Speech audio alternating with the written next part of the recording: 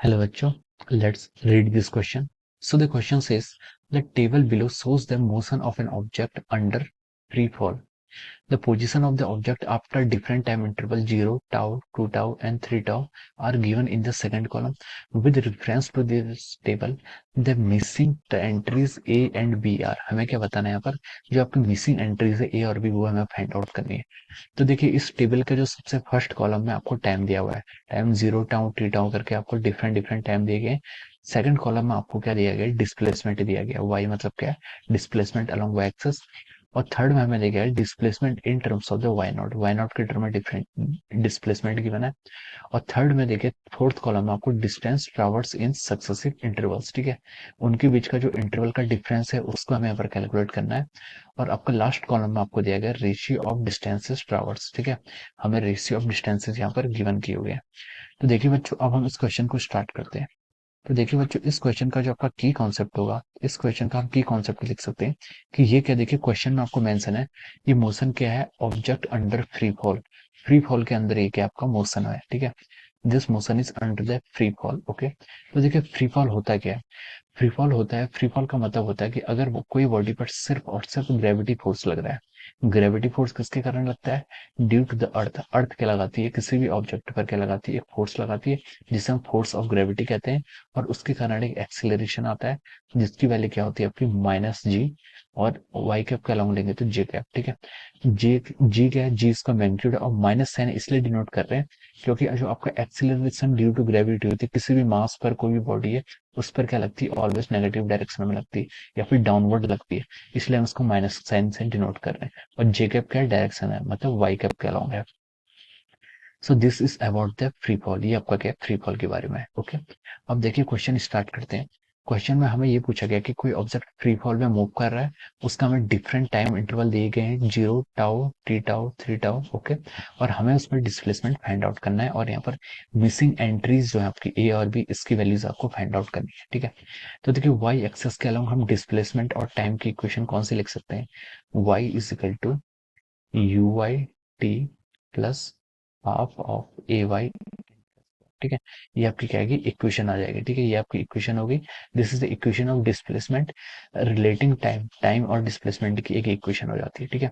अब देखिए ऑब्जेक्ट क्या कर रहा है, फ्री फॉल कर रहा है, फ्री फॉल कर रहा है तो उसकी इनिशियल वेलोसिटी हम क्या करेंगे, जीरो कंसिडर करेंगे। उसमें जो आपका एक्सेलरेशन आएगा वो क्या आएगा, माइनस जी आएगा, यानी कि डाउनवर्ड डायरेक्शन में। तो देखिए डिस्प्लेसमेंट को हम क्या लिख सकते हैं, Y is equal to U Y, U Y आपका जीरो है, प्लस हाफ ए वाई की वैल्यू आपकी कितनी, माइनस जी। और टाउ, टाइम क्या आएगा, देखिए पहला टाइम इंटरवल कितना है आपका टाउ, तो हम इसको टाउ स्क्वायर से डिनोट कर रहे हैं, ठीक है।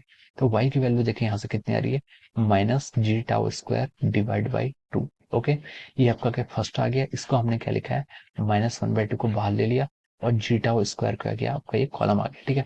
So this is the displacement for any time, ठीक है। ये डिस्प्लेसमेंट को आप टाउ टाइम पे लिख सकते हैं ऐसे, ठीक है। This is the displacement at any tau tau, ठीक है। अब देखिए अब हम क्या देखते हैं, देखिए क्वेश्चन में हमें गिवन है कि इस वेलोसिटी को उसने क्या किया, फंडामेंटल माना है, वाई नॉट माना है, ठीक है, वाई नॉट माना है। ओके, अब देखिए सिमिलरली अब देखिए हम 2 tau 3 tau different time interval पे निकाल सकते हैं।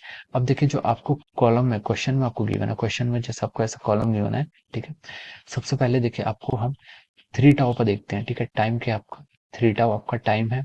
उस टाइम पर आपका डिस्प्लेसमेंट कितना दिया है, -9 1/2 इंटू जी टाउ का स्क्वायर। ओके, ये यहाँ पर आपकी जो आगे की एंट्रीज है Y in terms of Y naught हमें फाइंड आउट करना है, ठीक है।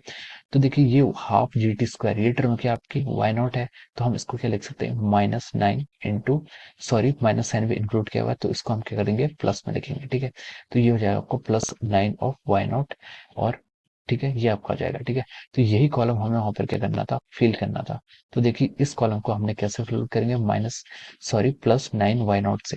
तो +9 वाई नॉट आपके किसकी वैल्यू हो जाएगी, ए की वैल्यू हो जाएगी, ठीक है। हमें क्वेश्चन में यही फिल करना था, ठीक है। ये आपके क्या आ गई, ए की वैल्यू आ गया। अब देखिए हमें बी की वैल्यू फाइंड आउट करनी है, और बी की वैल्यू फाइंड आउट करने के लिए हमें कौन सा टाइम इंटरवल दिया गया है, हमें दिया गया है 6 टाउ वाला, ठीक है। तो देखिए 6 टाउ पे अगर हम इसकी वैल्यू कैलकुलेट करेंगे, ठीक है, तो कितनी आ रही है, -36 1/2 इंटू जी टाउ का स्क्वायर। ओके, उसके बाद आपका 36 वाई नॉट क्वेश्चन में गिवन है। उसके बाद हमें बी की वैल्यू निकालनी है। बी क्या है आपका बेसिकली, बी देखिए आपका क्या है, distance ट्रेवर्स in successive interval. Successive interval में हमें डिस्प्लेसमेंट देखना है, ठीक है। देखिए उससे पहले का मैं आपको बता देता हूँ, उससे पहले आपका देखिए y in terms of y not की वैल्यू यहाँ पर आपको गिवन है जैसे क्वेश्चन में। उसके बाद क्या आपका सक्सेसिव इंटरवल है, ठीक है। उसके बाद यहाँ पर आपका इंटरवल है। ओके, देखिए एक एग्जांपल लेते हैं, जैसे आपको 16 वाई नॉट की वैल्यू से हम स्टार्ट कर रहे हैं, ठीक है। 16 वाई नॉट, उसके बाद उसके आगे कितना लिखा है, इंटरवल कितना लिखा है, 7 वाई नॉट, ठीक है। 16 के बाद आपका 25 वाई नॉट है, फिर आपका कितना है, 36 वाई नॉट है। ओके, अब देखिए 16 और 25, अभी उसका मोशन क्या है, 25 वाई नॉट, और 16 वाई नॉट उससे पहला वाला है, तो इन दोनों के बीच में डिफरेंस कितना आएगा, 9 वाई नॉट का आएगा। तो 9 वाई नॉट आ गया। उसके बाद वाले में देखिए 36 वाई नॉट है, और उससे पहले कितना, 25 वाई नॉट। तो इन दोनों के बीच में कितना डिस्प्लेसमेंट आएगा, कितना आएगा, 11 वाई नॉट, ठीक है, इन दोनों का डिफरेंस। तो हमें यहाँ पर यही 11 वाई नॉट की वैल्यू फाइंड आउट करनी थी। हमने 11 वाई नॉट क्या कर ली, फाइंड आउट कर ली, ठीक है। This is the value of our B here, ठीक है। ए की वैल्यू कितनी आ गई, +9 वाई नॉट, और बी की वैल्यू कितनी आ गई आपकी, 11 वाई नॉट, ठीक है। तो ये क्वेश्चन काफी इजी क्वेश्चन है, इसमें ऐसा कुछ सच कुछ करना नहीं है। बस आपको सब कुछ क्वेश्चन में ही मेंशन है, ठीक है। बस फैक्टर्स आपको जो आपका उसका कोएफिशिएंट कैलकुलेट करना है, ठीक है। तो देखिए ए की वैल्यू कितनी आ गई आपकी, +9 वाई नॉट, ठीक है।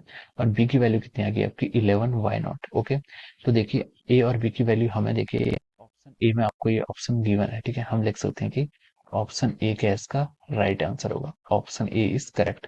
ऑप्शन ए में आपकी ए की वैल्यू कितनी दे रखी है, 918 दे रखी है, और बी की वैल्यू 11 वाई नॉट, ठीक है। तो option A will be the right answer of this question.